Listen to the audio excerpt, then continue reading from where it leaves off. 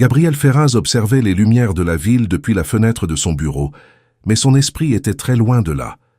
Depuis la mort d'Elena, la vie ressemblait à un enchaînement de décisions urgentes et de regrets tardifs. Miguel dormait dans la chambre d'à côté, ou du moins essayait-il. Le petit garçon ne semblait jamais totalement apaisé. Les médecins disaient que c'était normal après le traumatisme de l'accouchement, mais Gabriel ne parvenait pas à accepter que pleurer autant soit vraiment courant. Il ne savait pas quoi faire, ne savait pas comment être le père idéal que tout le monde attendait de lui. Et le poids de tout cela l'étouffait un peu plus à chaque nuit blanche. Parfois, il regardait son fils, et la culpabilité de ce qui était arrivé à Elena le déchirait de l'intérieur, comme si tout était de sa responsabilité. Il avait peur de faillir à nouveau. Lorena Nunes tenait un tablier tout juste lavé entre ses mains quand elle entendit les pleurs fragiles venant de la chambre du bébé. Elle avait appris avec le temps à distinguer les types de pleurs, mais celui-là était différent. C'était un appel à l'aide. Son cœur se serra. Cela faisait des mois qu'elle avait perdu son propre enfant, et pourtant la douleur n'avait pas diminué. C'est pourquoi chaque son émis par Miguel la frappait comme l'écho de ce qu'elle avait vécu. Le manque de l'enfant qu'elle n'avait pas pu garder assez longtemps dans ses bras était une plaie ouverte, et chaque fois que Miguel appelait quelqu'un qui ne venait pas, c'était comme si cette plaie saignait à nouveau. Elle prit une profonde inspiration, hésitante. Elle ne devait pas trop s'impliquer. Gabriel était son patron, pas un ami. Mais la vérité, c'est que chaque fois que le bébé pleurait, elle ressentait la même urgence qu'avec l'enfant qu'elle n'avait pas pu serrer assez longtemps dans ses bras. L'instinct maternel n'avait pas disparu. Il était simplement enfermé à l'intérieur, cherchant une place où exister sans faire trop mal. Gabriel descendit l'escalier en arrangeant sa cravate. Il avait une réunion importante très tôt avec une équipe internationale. Il essayait d'agir comme si tout était sous contrôle, mais Lorena voyait dans ses yeux le poids qu'il portait. Elle voulait dire quelque chose, n'importe quoi, mais les mots ne semblaient jamais suffisants. La maison était trop grande, trop silencieuse, trop froide. Et Miguel semblait refléter exactement ce vide. « Si monsieur le souhaite, je peux rester avec Miguel aujourd'hui pendant que vous travaillez », proposa Lorena d'une voix basse, presque timide, comme si elle suppliait qu'il dise oui. Gabriel leva les yeux vers elle. L'espace d'un instant, il pensa refuser par pure fierté. Il devait prouver qu'il était capable de s'occuper de son fils tout seul. Pourtant, la dernière semaine avait été un désastre. Miguel pleurait sans arrêt, et Gabriel arrivait à peine à penser. « Merci, Lorena, dit-il en avalant difficilement. Il semble aller mieux quand vous êtes près de lui. » Lorena hocha la tête, essayant de cacher le sourire qui menaçait d'apparaître. Elle n'avait jamais imaginé que quelqu'un puisse à nouveau valoriser ses soins après avoir été jugé si cruellement par sa propre famille. Mais dehors, les voisines observaient tout avec des yeux pleins de jugement. C'était une rue de gens riches et de langues bien pendues. Marcia Bittencourt, la reine des commérages, vit Lorena entrer dans la maison ce matin-là et sourit, prête à répandre sa propre version des faits. Dans sa tête, une jeune femme dans la maison d'un veuf n'annonçait jamais rien de bon. Et une histoire mal racontée trouve toujours des oreilles réceptives. Miguel se réveilla peu après, agité. Quand Lorena entra dans la chambre, le bébé la reconnut immédiatement. Ses petits yeux s'illuminèrent et il tendit les bras. Lorena sentit son cœur se réchauffer. Elle le prit dans ses bras et commença à fredonner une vieille chanson, de celle que sa mère lui chantait quand elle était enfant. Petit à petit, Miguel se détendit, posant la tête contre sa poitrine. Elle ferma les yeux et laissa ce moment guérir un petit morceau de ce qui avait été brisé. Adriana Silva, la nounou officielle, n'apparut qu'à midi. Elle avait passé toute la matinée à dormir après une nuit de fête. Quand elle vit Lorena tenir Miguel avec tendresse, elle plissa les yeux, brûlant de jalousie. Elle n'avait jamais réussi à faire réagir le bébé ainsi avec elle, et cela lui faisait plus mal qu'elle ne voulait l'admettre. « Laissez, je m'en occupe maintenant », dit Adriana en tendant les bras, presque en exigeant qu'on lui rende le bébé. Miguel fit une grimace et tourna le visage vers Lorena, s'accrochant fermement à sa chemise. Le rejet était clair et cruel. « Je crois qu'il est encore un peu grognon », tenta d'adoucir Lorena, mais Adriana était déjà furieuse, sentant sa place menacée. « Bien sûr. Maintenant il croit que vous êtes sa mère, hein ?» Lorena resta silencieuse. La phrase avait touché juste parce que c'était exactement ce qu'elle craignait de ressentir et qu'elle n'avait pas le courage d'admettre, même à elle-même. Et aussi parce qu'au fond, Elle souhaitait que ce soit vrai. Souhaiter seulement semblait déjà un péché. Quand Gabriel rentra en fin d'après-midi, il trouva Lorena et Miguel en train de jouer dans le salon. Le petit garçon riait aux éclats, frappant l'air de ses mains, et le son de ce rire fit arrêter Gabriel sur le seuil, ne voulant pas interrompre. C'était la première fois qu'il voyait son fils rire ainsi. Il ferma les yeux et laissa ce moment pénétrer son cœur comme un soulagement inattendu. « Il va mieux ?» demanda Gabriel, la voix pleine d'espoir. « Beaucoup mieux », répondit Lorena. Il avait juste besoin d'un peu d'affection. Le mot « affection » fit frissonner Gabriel. Il sentait qu'il devait bien plus que cela à son fils. Il devait être un refuge sûr, mais il échouait. La nuit arriva, et avec elle, une visite inattendue. Marcia apparut à la porte, avec ce sourire qui n'atteignait jamais les yeux. « Gabriel chéri, je suis juste passée apporter des douceurs et vous avertir que le voisinage commente, » dit-elle en appuyant sa voix d'une fausse sollicitude. Gabriel fronça les sourcils. « Commente quoi ?»« Cette intimité de votre employé avec le bébé. Vous savez comme les gens sont méchants, n'est-ce pas ?» Gabriel sentit un froid dans l'estomac. Il savait exactement ce qu'elle voulait insinuer, et le venin du doute tenta d'entrer dans son cœur. Lorena entendit une partie de la conversation depuis la cuisine. Ses yeux s'emplirent de larmes. Elle voulait seulement aider, rien d'autre. Elle voulait seulement se sentir utile. Elle voulait seulement sentir qu'elle avait encore de la valeur. Quand Marcia partit, Gabriel vit Lorena essuyer rapidement son visage. Il tenta de s'approcher. « Hé, ne faites pas attention à ce qu'elle dit. » Lorena inspira profondément, essayant de se ressaisir. « Je veux seulement le meilleur pour Miguel. » « Je sais. » Mais sa voix n'empêchait pas la douleur qu'elle ressentait. Cette nuit-là, Miguel dormit profondément pour la première fois depuis longtemps. Gabriel parvint aussi à se reposer quelques heures, bien qu'il se réveillât en sursaut, comme s'il avait oublié quelque chose d'important. Ce n'est qu'en entendant la respiration tranquille du bébé qu'il put se détendre à nouveau, mais l'insécurité continuait de rôder. Le lendemain, le téléphone de Gabriel sonna sans arrêt. Teresa et Carmen, amies d'Elena, répétaient les mêmes accusations déguisées en inquiétude. Gabriel essayait d'ignorer, mais les mots pénétraient comme un poison lent. Lorena remarqua le changement. Gabriel commença à la regarder avec doute, et le doute fait presque aussi mal que l'accusation. Même ainsi, Miguel continuait de chercher Lorena à chaque petit malaise, comme s'il savait qu'en elle il y avait sécurité, qu'il y avait des bras, qu'il y avait de la vie. Il avait besoin d'elle. Et Lorena avait besoin de lui. C'était comme si tous deux s'étaient trouvés pour se sauver mutuellement. Adriana observait de loin, nourrissant sa jalousie comme un feu caché. Elle devait faire quelque chose avant de perdre son emploi privilégié. Et son arme serait le mensonge. Un mensonge bien construit, répété assez souvent, trouve toujours quelqu'un prêt à y croire. C'est ainsi que les ragots commencèrent à grandir, silencieux comme de mauvaises herbes. D'abord un commentaire, puis un murmure, puis un avertissement. Lorena n'avait aucune idée de ce qui allait lui arriver. Tout ce qu'elle voyait, c'était le sourire de Miguel. Tout ce qu'elle ressentait, c'était un amour tout juste renaissant, qu'elle croyait ne plus jamais pouvoir ressentir. Mais la paix qui semblait enfin possible était sur le point de s'effondrer à nouveau.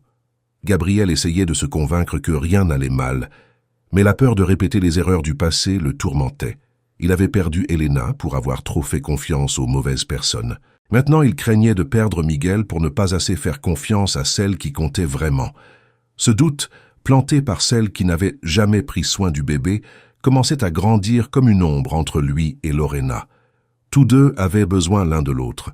Lorena préparait le déjeuner pendant que Gabriel tapait sur son ordinateur, mais l'ambiance avait complètement changé. Il n'y avait plus de légèreté dans les regards, plus de complicité silencieuse.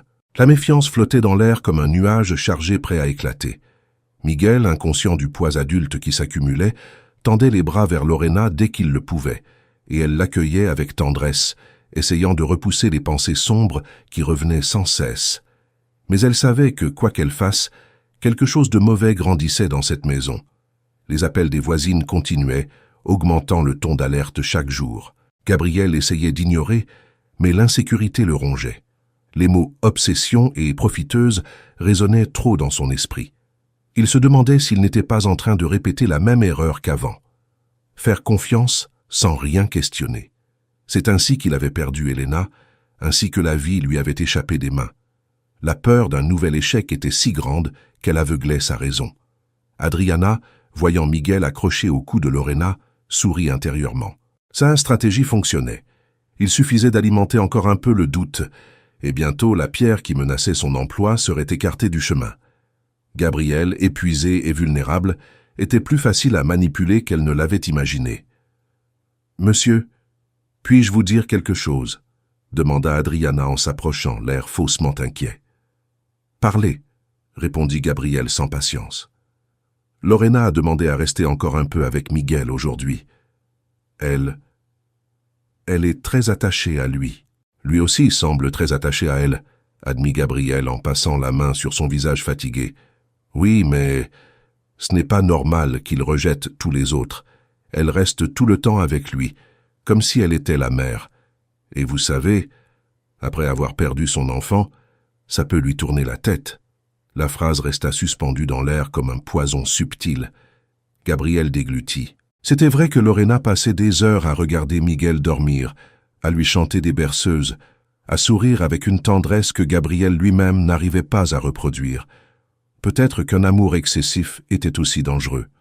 « Merci, Adriana. Je vais lui parler. » Lorena perçut le changement cette nuit-là. Miguel pleura une fois et, quand elle se leva pour aller dans sa chambre, Gabriel apparut le premier dans l'encadrement de la porte, lui bloquant le passage. « Laissez, Lorena. Je m'en occupe. » Elle s'arrêta, surprise par le ton glacial. Elle recula d'un pas, se flétrissant comme une fleur sans eau. Elle retourna dans sa chambre et ravala ses pleurs toute seule. C'était la première fois qu'elle sentait qu'elle n'avait plus sa place ici. Le lendemain, l'orage éclata pour de bon. Gabriel appela Lorena dans son bureau avec une gravité qu'elle ne lui avait jamais vue. Miguel était dans son berceau, irrité, tendant les mains vers Lorena qui essayait de sourire sans y parvenir. « Lorena, il faut qu'on parle de ce qui se passe », commença-t-il sans détour. Son cœur s'emballa. Elle savait. Elle savait que quelque chose de terrible arrivait. « On parle de vous. Et ce qu'on dit, je ne peux pas l'ignorer. » Lorena retint ses larmes avant qu'elles ne coulent. « Qu'est-ce qu'on a dit exactement ? Que vous essayez de remplacer sa mère, que vous profitez de la situation, que vous vous approchez trop, que vous agissez comme si vous faisiez partie de la famille. » Elle sentit ses jambes fléchir. Miguel souffrait. Je voulais seulement l'aider. « Je sais, » dit Gabriel, mais sa voix manquait de conviction.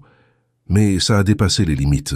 Vous l'avez allaité sans me consulter, vous êtes devenu beaucoup trop proche. » « Il allait mourir !» tenta d'interrompre Lorena, suffoquée. Gabriel leva la main pour la faire taire. « Je ne peux pas prendre de risques. Je ne veux plus de problèmes. Vous êtes licencié, vous pouvez prendre vos affaires et partir, maintenant. » Le sol disparut sous ses pieds. Elle voulut parler, mais sa gorge se noua. La seule chose qu'elle parvint à murmurer fut « Est-ce que je peux dire au revoir à Miguel ? Non, c'est mieux pour lui. » Ainsi, de manière cruelle, on lui arracha la dernière raison qu'elle avait d'exister dans cette maison. Elle sortit en titubant, manquant de tomber. Tonacélia tenta de la protéger, mais Gabriel était inflexible. La pluie dehors tombait drue, frappant sa peau comme 1000 aiguilles. Elle partit sans parapluie, avec un simple sac plastique contenant le peu qu'elle possédait. Chaque pas semblait plus difficile que le précédent. Elle se retourna espérant que quelqu'un l'appellerait, mais la porte resta fermée. Le monde, qui était déjà dur, devint cruel. En quelques jours, Lorena ne put plus payer la petite chambre qu'elle louait. On l'expulsa, ne lui laissant qu'un sac. Elle se mit à dormir sur les bancs publics, recroquevillée de froid, essayant de survivre. La faim lui tenaillait l'estomac, comme une douleur sans fin. Ses vêtements sales cachaient mieux qu'elle ne l'aurait voulu celle qu'elle avait été un jour, de plus en plus invisible, de moins en moins vivante. La nuit, la peur était son pire ennemi. Des hommes s'approchaient, proposant de l'aide en échange d'abus. Lorena fuyait, se cachait près des églises et des lampadaires. Elle ne pleurait plus. Les larmes étaient un luxe qu'elle ne pouvait se permettre. Et pendant qu'elle perdait ses forces, Miguel dépérissait aussi. Sans Lorena, le bébé refusait de manger, pleurait tout le temps, maigrissait sans raison apparente. Le médecin fut clair. L'enfant perdait la volonté de vivre. Gabriel passa des nuits désespérées, essayant de comprendre où il avait failli. Miguel voulait seulement des bras, mais les bons bras avaient été chassés par lui. Les paroles de Marcia et Adriana résonnaient dans sa tête comme des fantômes. Elle disait que la société le jugerait. Maintenant, C'était son propre fils qui le jugeait, à chaque larme qui coulait sur un visage qui n'aurait dû connaître que la joie. Quand une nounou expérimentée démissionna en disant qu'elle n'avait jamais vu un enfant aussi désespéré, Gabriel comprit qu'il avait commis une erreur monstrueuse. Il chercha Lorena dans les agences, aux anciennes adresses, mais personne ne savait où elle était. La vérité éclata de façon brutale. Gabriel surprit Adriana dans le jardin, en train de vendre des médicaments de Miguel. Il la prit sur le fait. Effrayée, elle avoua tout. Chaque mensonge, chaque invention, chaque détail sordide. Et Gabriel comprit que ce n'était pas la société qui avait failli tuer son fils, c'était lui. Miguel fut hospitalisé. Saturation basse, perte de poids sévère, pleurs constants. Le docteur Santos prévint, sans amélioration émotionnelle immédiate, Miguel pourrait ne pas survivre. Gabriel quitta l'hôpital décidé. Il trouverait Lorena, même s'il devait retourner toute la ville. Cette recherche devint une mission de survie. Pas la sienne, mais celle de la seule personne qui comptait vraiment. Il chercha dans tous les coins. Commissariat, refuge, rue déserte. À chaque réponse négative, la culpabilité l'écrasait davantage. Jusqu'à ce qu'un sans-abri se joigne, dise l'avoir vue, sale, maigre, fiévreuse, toussant sans arrêt. Gabriel courut comme si sa vie en dépendait. Il trouva Lorena allongée sous un viaduc, tremblante, presque sans force, les lèvres gercées, la respiration courte. Quand elle le reconnut, des larmes apparurent dans des yeux sans éclat. « Pourquoi êtes-vous là ?» parvint-elle à murmurer. « Parce que j'ai besoin de vous. Miguel a besoin de vous. Il est en train de mourir, » avoua Gabriel, la voix brisée. Lorena ferma les yeux, submergée par la douleur physique et émotionnelle. « Je vous avais prévenu qu'il avait besoin de moi. Mais vous m'avez jeté à la rue, comme si j'étais une ordure. » Gabriel prit sa main avec désespoir. « J'ai eu tort. J'ai cru les mauvaises personnes. Laissez-moi réparer. »« Les promesses ne sauvent personne, Gabriel, » murmura-t-elle en toussant violemment. « Miguel peut mourir, dit-il, manquant presque d'air. Et je ne peux pas laisser ça arriver, s'il vous plaît, Lorena, pour l'amour qu'il vous porte. » La vulnérabilité nue dans cette supplication brisa ses dernières résistances. Et, avec l'aide de ce jouant, Gabriel la porta jusqu'à l'hôpital. Lorena avait une pneumonie, hospitalisée d'urgence, luttant contre la fièvre. Entre deux délires, elle demandait « Miguel va bien? Il se souvient encore de moi ?» Et Gabriel découvrit à quel point il avait ignoré ce qui comptait vraiment.